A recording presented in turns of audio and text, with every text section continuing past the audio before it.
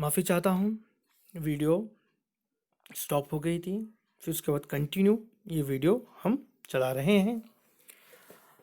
तो पहले वीडियोज़ में हमने देखा कि हर दिल में है तेरा बसेरा, तू पास और घर दूर है तेरा। यहाँ तक हम इसका खुलासा और तशरीह कर चुके हैं। फिर आगे देखें, तू है अकेलों का रखवाला, तू है अंधेरे घर का उजाला। इस शेर में शायर फरमा रहा है, ऐ खुदा जिसका कोई नहीं, उसका निगहबां और रखवाला तू ही है, और अंधेरे घरों में उजाला करने वाला भी तू ही है। यानी बेसहारों का सहारा अल्लाह की ज़ात है। फिर आगे, बेआसों की आस तू ही है, जागते सोते पास तू ही है। इस शेर में शायर फरमा रहा है, ऐ अल्लाह मायूस और नाउम्मीदों की उम्मीद तुझसे ही है।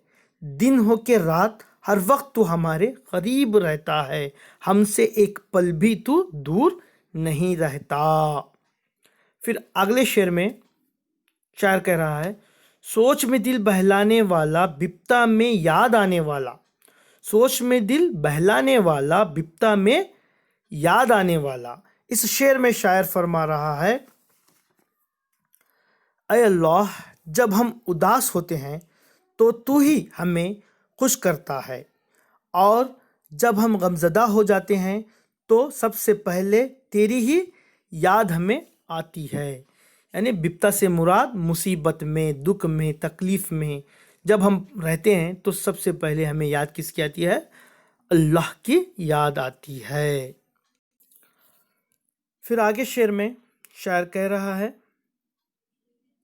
हिलते हैं पत्ते तेरे हिलाए, खिलती हैं कलियां तेरी खिलाए।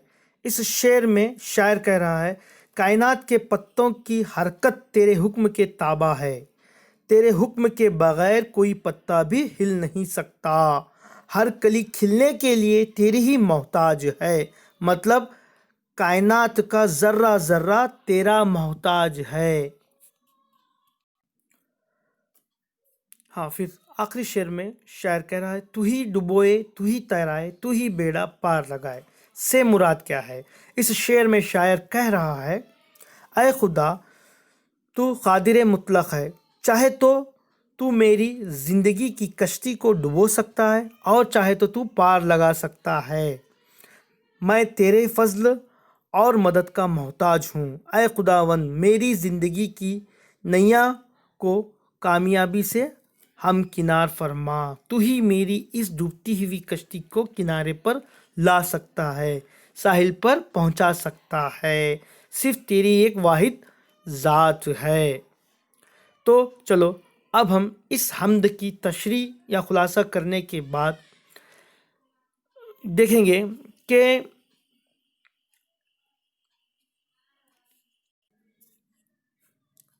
कि किसी शेर में अगर ऐसे अल्फाज लाए जाएं जो एक दूसरे के मुतज़ाद हों। मसलन पहले शेर में देखा हमने राजा प्रजा, फिर उसके बाद पास और दूर, जागते सोते, डुबोए तैराए।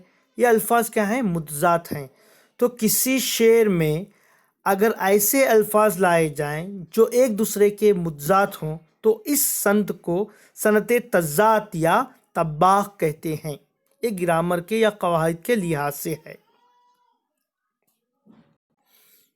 इस हमद में आने वाले नए अल्फाज की जो मानी हैं यहाँ पर दिए गए हैं।